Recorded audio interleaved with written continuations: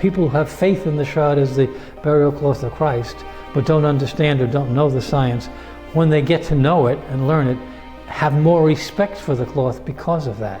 Science truly followed and faith well followed blend to form the truth, and the truth is on that cloth.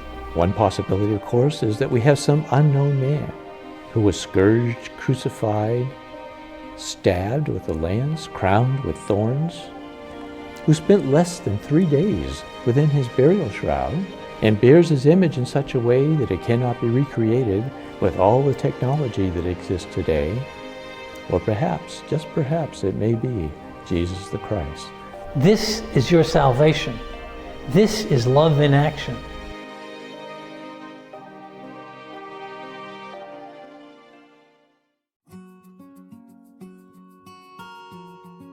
The St. Raymond Nonnatus Foundation, in partnership with Patchwork Heart Ministry and Fiat Ministry Network, presents a podcast for families in crisis. Hello and welcome to a podcast from the St. Raymond Nonnatus Foundation for Freedom, Family, and Faith. This is our 10 Saints series, part 2 for families in crisis with my co-host and our board president, Mickey Kelly. Mickey, welcome back again. Hi, and thank you. Hey, season 2. I think we got our contract renewed for this series, so I'm really excited for it, especially with the lineup we got. Yes, we have a great lineup coming, which I won't reveal completely because I know we're sort of in the process of making final decisions on some of the selections of saints. But I'm happy to announce that this podcast will be dedicated to Saint Padre Pio, one of the most famous saints of all time, especially in the 20th century. And he, without a doubt, is a great saint for families in crisis.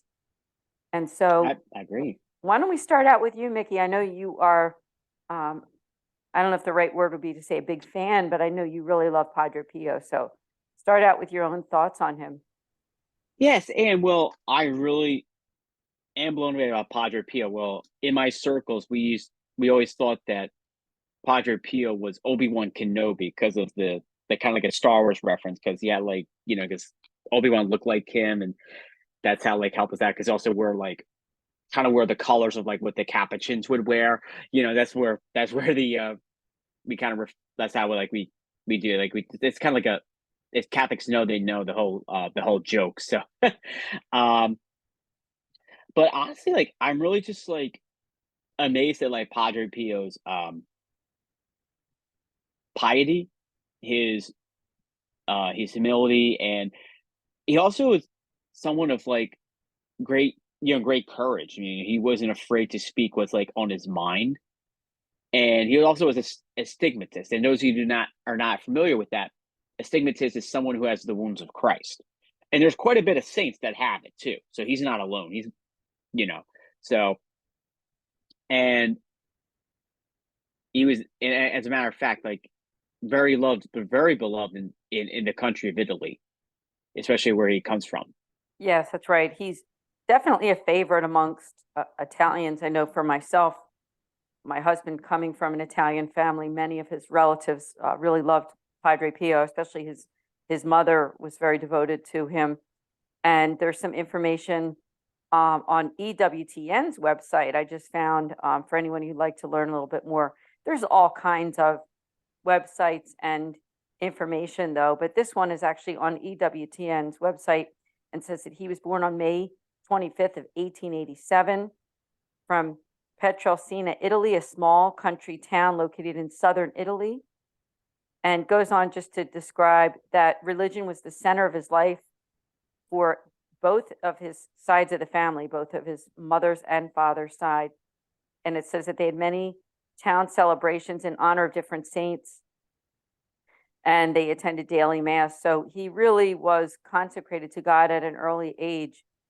But he went through a lot of suffering, as we all know. I mean, when you read about as his life went on, and the suffering that he underwent, even from his own confreres, even from people who were in his own community, bishops in the Catholic Church who didn't understand him. And as he was dying, it says that here reading in this biography that he was rushed to the chapel to pray. When he finished praying, he returned to Padre Pio's room and found his friend alert and full of joy. And it says this was the beginning of Padre Pio's documented ecstasies, all of which were edifying, theologically correct, and expressed a deep love for God. I mean, that was part of who he was, the fact that he was so close to God, being, as you said, Mickey, he was a stigmatist, on his hands. He had borne the wounds of Christ right on his hands. And he was very close also to the Blessed Mother. So anything else that you want to share? I think there's so much that we can learn in terms of facts, right? There's so many facts about his life. And of course, he died in 1968, I believe. I'll get the exact date. Apologize that we might have some technical difficulties here, but there's also a website that we want to refer to that we can look at that is actually the padrepio.org website. Gives lots of information on the saint himself. So Mickey, any other comments that you want to make? We're lucky that we also have a shrine right in my area in Bartow, PA, which I visited often, and it's only about a half an hour from where I live in Pennsylvania. It's a real blessing to have that close by. Mm-hmm. Yes, and honestly, it's really that. I mean, Padre Pio, like I think you really laid it out perfectly. One of the things that kind of stand out about Padre Pio is that there were some people talked about like some of the advice he would give in the confessional, so to speak. One example is that, this was like years before when the United States would welcome the scourge of abortion, especially with the sexual revolution and what have you. And Padre Pio, like he pretty much was ahead of his time. And I think one of the things that he reminds us is like he actually talked to a woman who was post-aborted, and Padre Pio, advised a woman to, live a life of penance and also to be sure to, defend life. And he even talked about abortion a couple of times, during his priesthood, even before the legality of abortion was even exists in our society. And I think also too, there's a quote that actually that they're saying that he's very well known with this quote. It's pray, hope, and don't worry. And I think that's something many of us really need to do, especially when it comes to like the first world crisis going to be thrown right at us. He goes on to say, worry is useless. Our merciful Lord will listen to your prayers. And indeed he will. And Padre Pio, he spent a lot of time in prayer. There's no question about it. And that's where it explains where he had the stigmata. And he too was also obedient too, because there was a time that people were complaining to the bishops about him and they told him, oh, you need to go here. And honestly, he could have said, oh, forget it. But he humbly accepted, this somewhat punishment or whatever you want to, this timeout or whatever you want to call it, But yeah, I mean, it's just remarkable, what are some things we can learn, from Padre Pio, especially he's very rich with some great saints, and the one about pray, hope, and don't worry is just one of them. And I honestly think that the other quote that really stands out to me is, to fail in charity is like wounding God in the pupil of his eye. What is more delicate than the pupil of the eye? To fail in charity, it's like failing against nature. And I think that's something that we have to learn in our society today, that, charity is most important. And the best way to learn it is at home, learning to love our siblings, our parents, and eventually learning to love others. Well said. That's exactly right. And there are so many quotes, as you also mentioned, other than pray, hope, don't worry, which I believe is his most popular one. It says here on Catholic.org, excuse me, also that Pope John Paul II, before he was Pope, told Padre Pio that he would rise to the highest post in the church and this is before Pope John Paul II became Pope in 1978.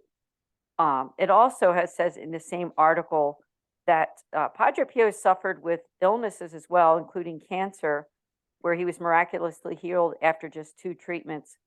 Other problems such as arthritis, which plagued him in his later years, never went away.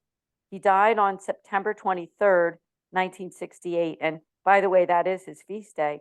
And his funeral was attended by over 100,000 people. Pope John Paul II recognized Padre Pio as a saint on June 16th of 2002. His feast day, again, as I said, is September 23rd. He's the patron of civil defense volunteers, adolescents, and the village of Peltracina. So it's interesting that he's also the saint of the village where he was born and raised, which is such a popular place now because people now only recognize it probably for him.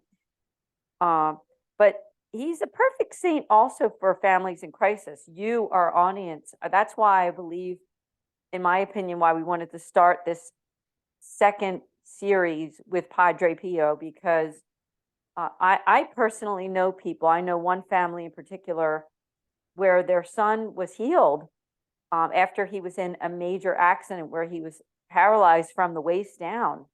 And his mother and his family prayed to Padre Pio.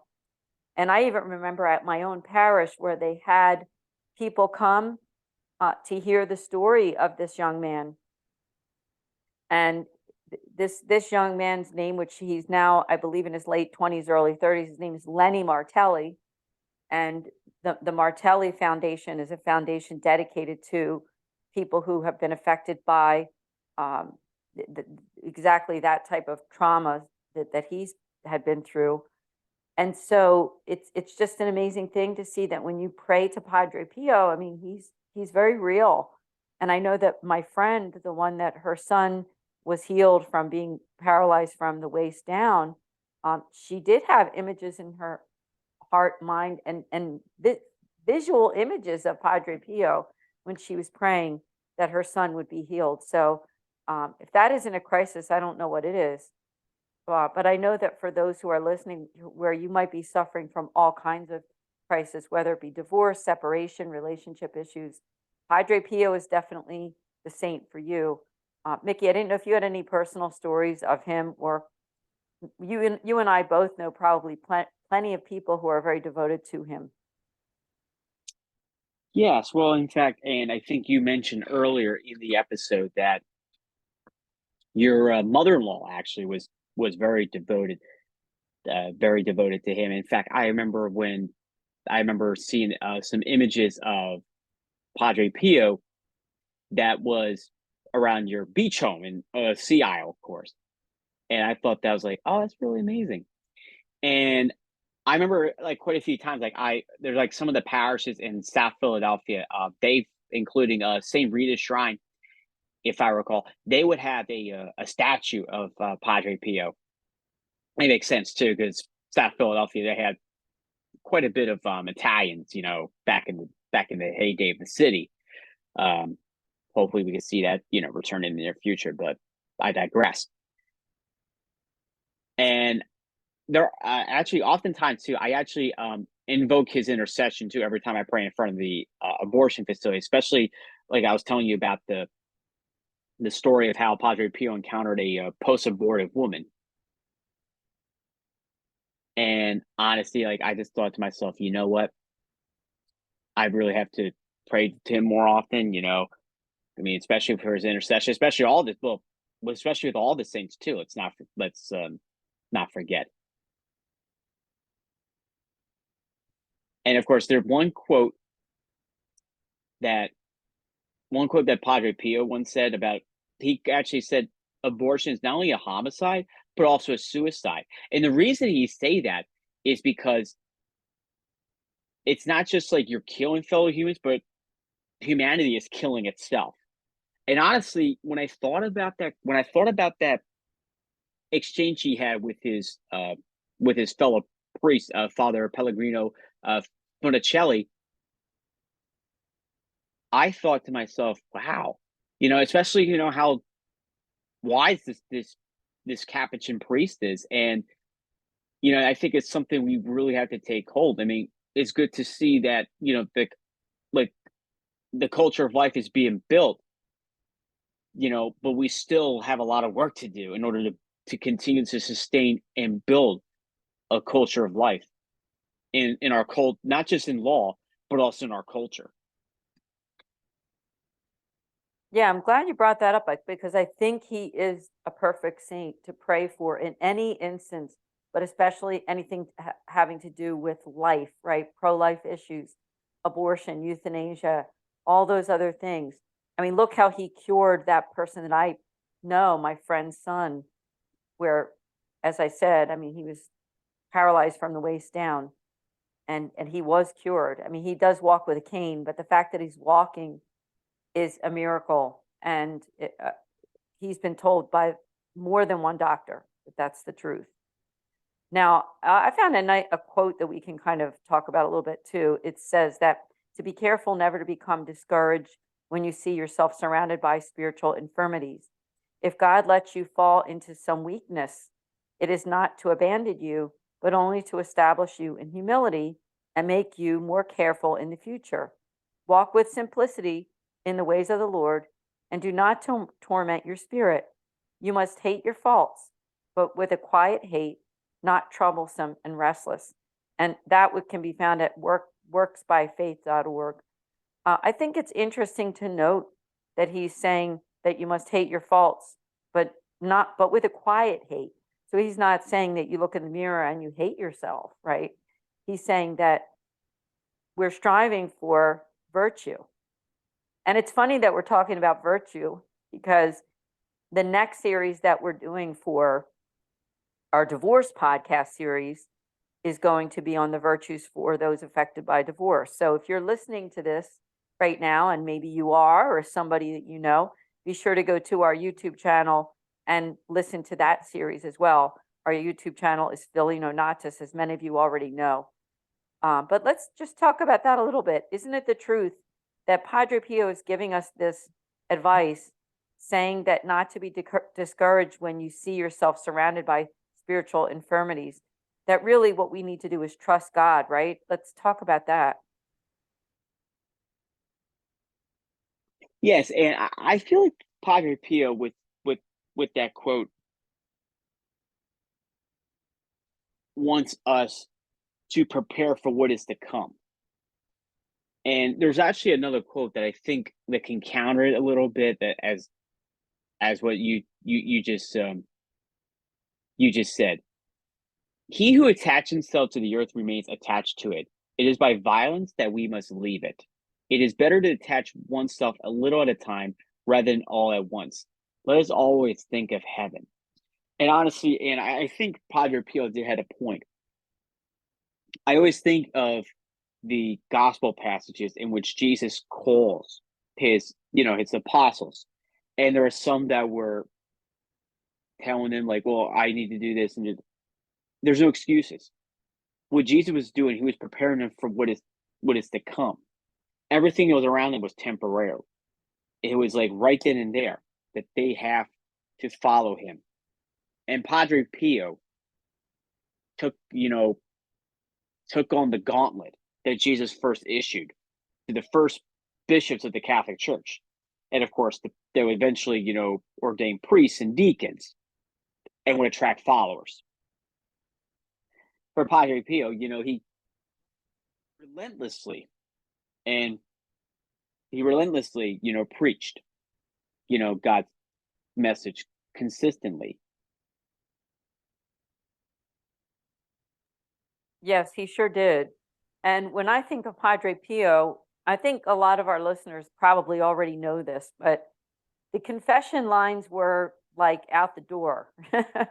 And he also used to like listen to confessions and hear confessions like, I don't know, hours upon hours upon hours. And other saints have done the same. I believe Saint John Vianney was one of them too. And I'm sure there's others that if we really do our research, we can know them off the top of our head. But Padre Pio, his charism was definitely inviting people to go to confession, right? It's so important because our sins will be forgiven. And so when people like you, our audience, people who are affected by some kind of a crisis, an individual or family crisis, um, he's a perfect saint to intercede to. But take that advice too about confession. It's so important because, and confession isn't a once and done either. Confession is something that we should continue to do. I mean, I would recommend, I think, at least once a month, even every couple weeks if you can. Now, if you can't do that, that's fine. I mean, there's nothing that's in stone that says you have to go every 2 weeks or every month. But I mean, I just think it's a good way, keeping it often, and if not every month, every couple months or every season at the very least, to go to confession and release your sins to God. Another quote that I came upon is, do not worry over things that generate preoccupation, derangement, and anxiety. Only one thing is necessary: to lift up your spirit and love of God. You know, there's all kinds of things that we can worry about, but God doesn't want us to worry. And that's why that one quote that all of you know, most of you know who are listening to this, pray, hope, and don't worry. The whole idea is that submit ourselves to God, right? And I would say one of the biggest messages of Padre Pio is to go to confession. So I didn't know, Mickey, if you had any words of wisdom on that one. Oh, and I always have words of wisdom for that. Seriously speaking, you really hit the nail on that one, Ann. Confession's not a one and done thing. We should be eager to prepare ourselves for what is to come. And honestly, I think confession is I think it's a great way for us to prepare for what is to come. Because every time that we detach ourselves from the world, detach ourselves from the sin, we attach ourselves more to what is to come. I always think of confessional as a messy room. How often have we disorganized? We haven't run the vacuum in the room, or we haven't, brushed off the dust on this or that.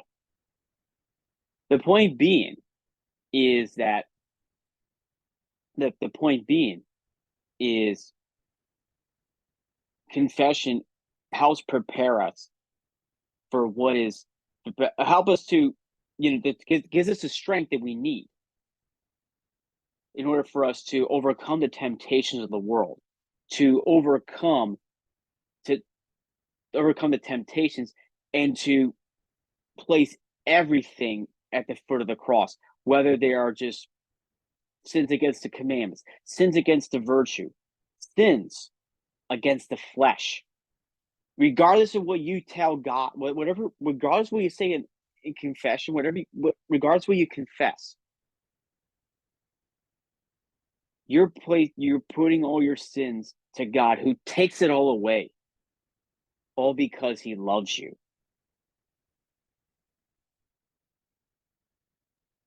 Yes, all because he loves you. And I think that's the message of Padre Pio.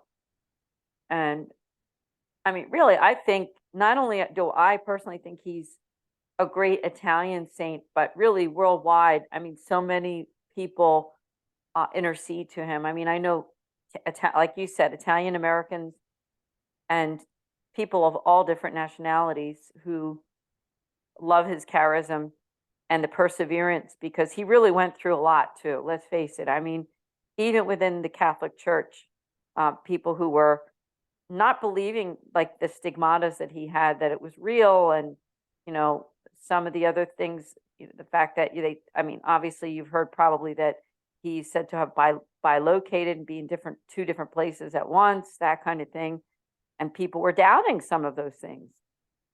People in the Catholic Church.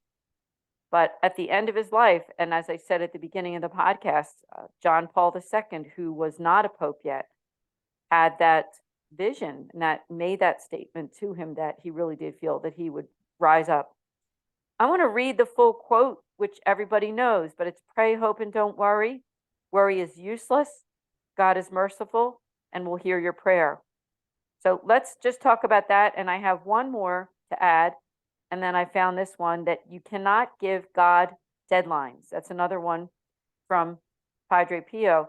Some of us, that you who are listening, you might have gone through so much. Maybe it was something to do with a divorce, a separation, a health crisis, loss of a loved one, a job loss, all kinds of things. And maybe for you, you felt like it was over, that your life really couldn't get back on track. And when you hear that quote from Padre Pio, that you can't give God deadlines, I definitely think it gives all of us hope. What do you think, Mickey? And any saint in the church gives us hope. I mean, look at it this way. Padre Pio, everyone had a great devotion to him. It grew. And all it took was people to be inspired by his holy example, that eventually they would gather whatever the evidence that is needed. And they would eventually say, hey, I think this person would be great for sainthood. And then, gather the evidence and all that. And bam, here we are, And we do need more saints, and we're called to be saints in the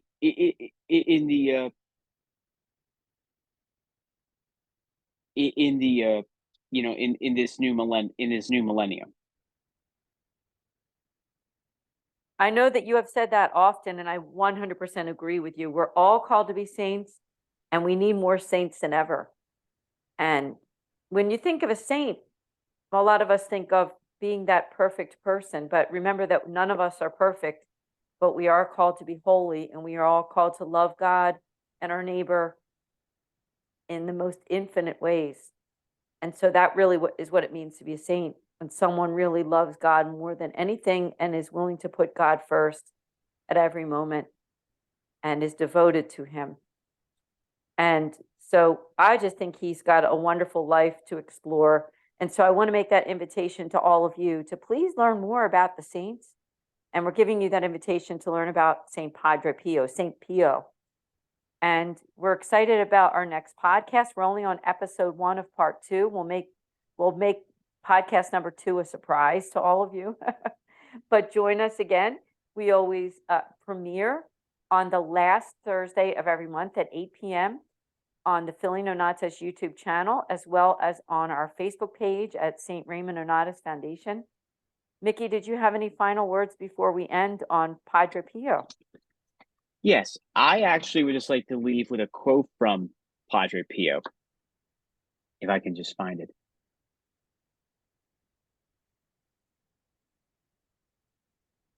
Time spent in honor of God and for the salvation of soul is never badly spent. And isn't that the truth? And I offer that to our friends here from the foundation who might be going through a trauma. Just remember those words. Mickey, thank you so much again for joining us. Thank you for having me. God bless all of you, and we'll see you here next month with the St. Raymond Nonnatus Foundation for Freedom, Family, and Faith, 10 Saints podcast for families in crisis, part 2. See you then.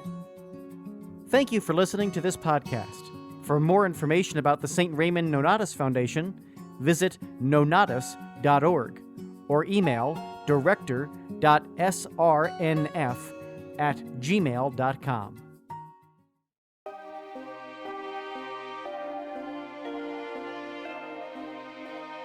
People who have faith in the shroud as the burial cloth of Christ, but don't understand or don't know the science, when they get to know it and learn it, have more respect for the cloth because of that. Science truly followed and faith well followed blend to form the truth, and the truth is on that cloth. One possibility, of course, is that we have some unknown man who was scourged, crucified, stabbed with a lance, crowned with thorns, who spent less than 3 days within his burial shroud and bears his image in such a way that it cannot be recreated with all the technology that exists today. Or perhaps, just perhaps, it may be Jesus the Christ. This is your salvation. This is love in action.